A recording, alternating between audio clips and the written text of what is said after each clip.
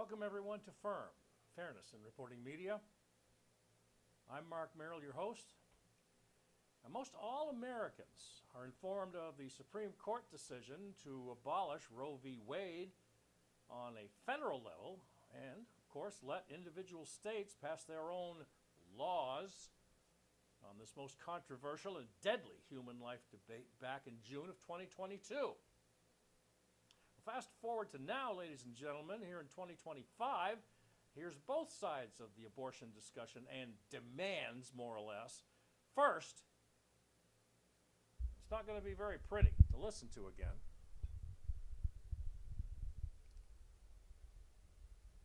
It's going to be first from Maine's Planned Parenthood Director of Communications of Northern New England, Lisa Margulis, and another speaker behind her. And she's going to be rambling on about what kind of problems that we have with our government and how to indoctrinate parents and the people overall in the United States of America, where she sounded off at a recent No Kings rallies at the State House in Augusta, Maine, and also around the country. Yikes. I'm proud to represent Planned Parenthood because you and I should be the ones making deeply personal, private decisions about our medical care, not politicians looking for cheap political points.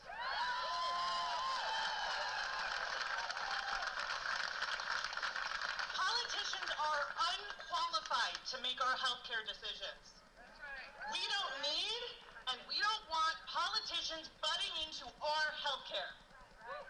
And I'm proud to represent Planned Parenthood because abortion is healthcare. No, it isn't. And I'm proud to represent Planned Parenthood because transgender healthcare is healthcare. No, it isn't. It's abuse. And I'm heartbroken over the truly tragic deaths of so many members of our community, in the trans community, and also specifically those preventable deaths due to lack of access to abortion. Today, I'm thinking about Amber Thurman, I'm thinking about Candy Miller, I'm thinking about Jocelyn Barnica and Nevaeh Crane, all of whom died because they could not get access to a life-saving abortion. And I'm also thinking about all those names we'll never know, who have died because they could not access abortion. But from that heartbreak comes anger and fire.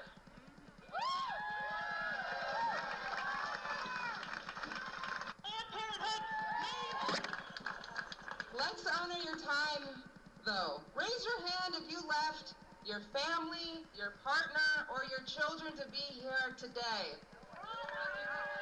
Raise your hand if you left your garden or some kind of work to be here today. Yes, we have stuff to do. Raise your hand if Saturday is a resting day and you left rest to be here today. The community thanks each and every one of you, and we're going to invite us all into something. Turn to your neighbor, please, especially if you don't know them, and take turns offering the following affirmation. When not all are here, I see you here. When not all are here, I see you here.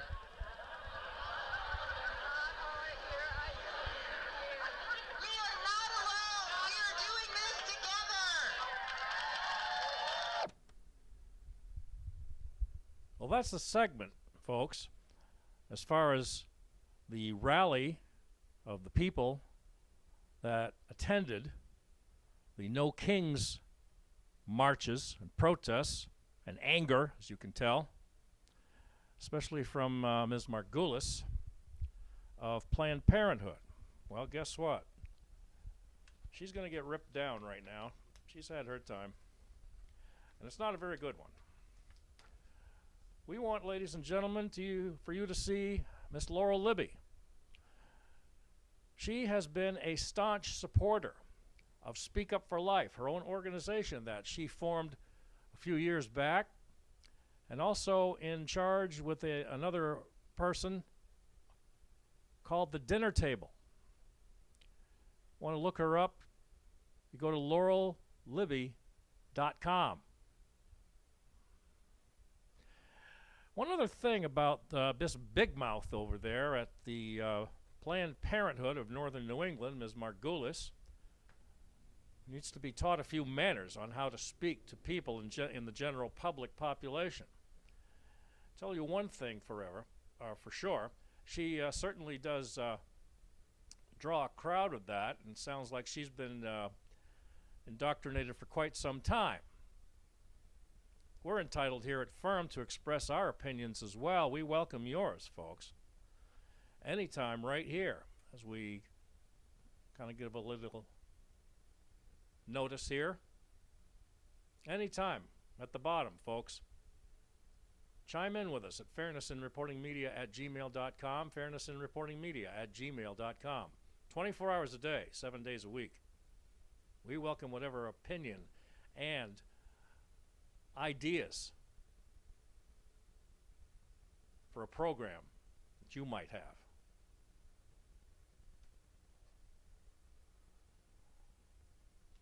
Next up, folks, we also have some words of wisdom here as we'll read them right now. It's called The Unprecedented Opportunity to Stop Abortion in America. It's from our friend Jay Sekulow, President, American Center for Law and Justice. The ACLJ is actively working in 28 states, engaging in nearly 50, that's right, 50 legislative and legal actions for the cause of life. Liberal Governor Gretchen Whitmer, you may recall who she is, darn it, of Michigan, filed a lawsuit to safeguard abortion in her state regardless of Roe v. Wade's fate. Another attack on the unborn lawmakers in Maryland. The hell did they do? Apparently destroyed the oath that they swore upon with their hand on a Bible and a hand raised, swearing to God to uphold the oath, the protection of the Constitution, the Bill of Rights, and the Declaration of Independence, right down the toilet. Lawmakers in Maryland tried to push training on non-doctors to perform abortions. Midwives. Oh, hey, you. Yeah, come here. I'm not kidding, folks. There's video of this stuff in the Maryland archives. You should check it out sometime. It's gross. And, of course, the one we always like to pick on here on Firm, folks, Californication land, as we call it, a land of Slick Willie, as I call him, Gavin Newsom. Lawmakers there were trying to recently push legislation that could effectively legalize the murder of a newborn as long as it is within the perinatal period, meaning approximately 1 to 4 weeks after birth, and, damn it, the state's own pro-abortion majority-controlled committee staff analysis confirmed this undesirable conclusion. Now, happily, many other states are just as aggressively pursuing pro-life measures, but senior counsel for ACLJ, C.C. Heil, explained the trend by the states, quote, "The fight for life is definitely at a height, and it will continue. We are currently fighting in 28 states, as you just heard." She says, "I think that will just exponentially increase now that the Dobbs decision has come down." Now, Chief Counsel Jay Sekulow and President says he thinks about the pro-abortion movement and how it has affected people in very high places, that it's a juggernaut with billion-dollar budgets. We're fighting back and beating them in court. Beat them in the Gulf Coast region, just tried a case in New Jersey. This is several months ago, folks. But he says the ACLJ team is working on one in Kentucky. They've got one on appeal in the Ninth Circuit Court of Appeals involving the Center for Medical Progress, and another appeal for now DHS Secretary Kristi Noem's South Dakota, in which they filed a reply brief, and all of this happening simultaneously. The fight for life, says Mr. Sekulow, is definitely at a height and will continue. Just as we started this program, folks, for recording purposes, we got some breaking positive news in connection with not only the abortion issue, but also LGBTQ. Here's what we just heard, folks. Happening late in the day on June 27th, the Supreme Court has sided with parents. Justice Alito nukes LGBT indoctrination campaign. Maryland parents, as you just heard us talk about there from ACLJ, had fought for years to opt their kids out of LGBT propaganda sessions. There was a big win on Friday, June 27th. Montgomery County Public Schools, Maryland's largest district, approved over 20 works of LGBT propaganda for inclusion in its curriculum in late 2022. The woke district was initially willing to let parents opt their kids out of lessons incorporating the non-straight agitprop and to provide notice when radical works celebrating sex changes, pride parades, and reality-defying pronouns such as Pride Puppy, Born Ready, The True Story of a Boy Named Penelope, and My Rainbow were read. But the district determined that the opt-outs required by state law for sex education units in health classes, guess what, did not apply. Says who? As the LGBT propaganda was introduced part of the English curriculum. Ha! Lying again, aren't we? Just to get your way. Sounds like George Soros talking to me. Unwilling to surrender their children to cultural imperialists and confident that the district's policy violated their First Amendment right, gee, you think so? To freely exercise their religion, Christian and Muslim parents represented by the Beckett Fund for Religious Liberty took to the Maryland County people to court, not seeking to ban the books, but to reclaim the right to control their kids' exposure to them. Bottom line, folks, the High Court reversed a lesser court's judgment and noted that the parents are likely to succeed on their claim that the board's policies unconstitutionally burdened their religious exercise. In the meantime,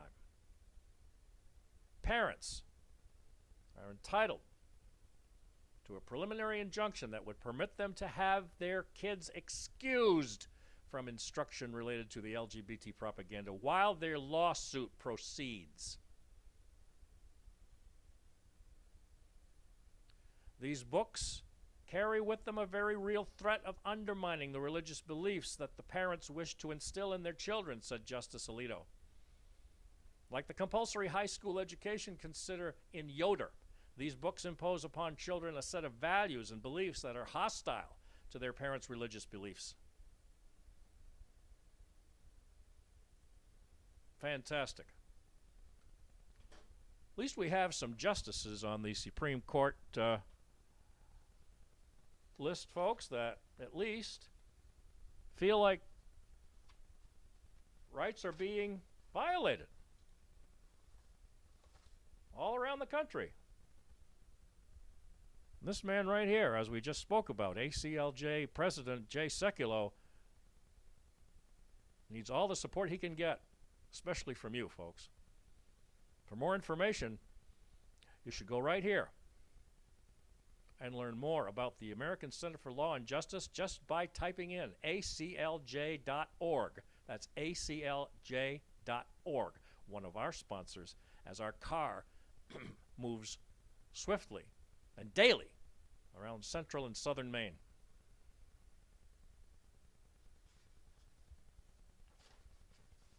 As always, folks, here's a couple of other gentlemen you can depend on a regular basis.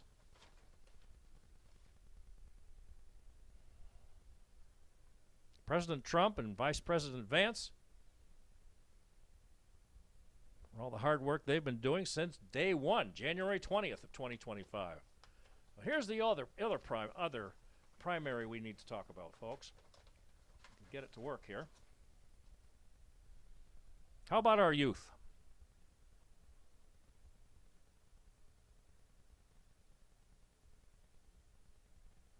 We need them all protected here, not just our flag and our Constitution, our country, and the Bill of Rights and the Declaration of Independence upon which this country was founded, whether you like it or not out there.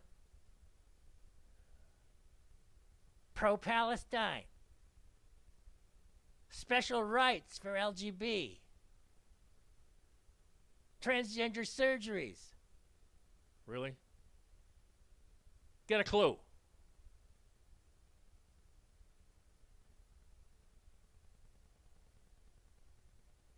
And as always, folks, stay with us and check out our podcasts 5 days a week, sometimes more, at rumble.com/fairnessmedia1, rumble.com/fairnessmedia1. Also, we are on YouTube and X.com, formerly Twitter. We also, once again, as we did just a while ago, send us your emails. We want to know what you have for ideas, for topics, for an agenda, or just maybe a single program, with your views, and maybe even your own testimony. fairnessinreportingmedia@gmail.com, fairnessinreportingmedia@gmail.com. Till next time, folks, stay in touch with us. Safe travels. Peace to all.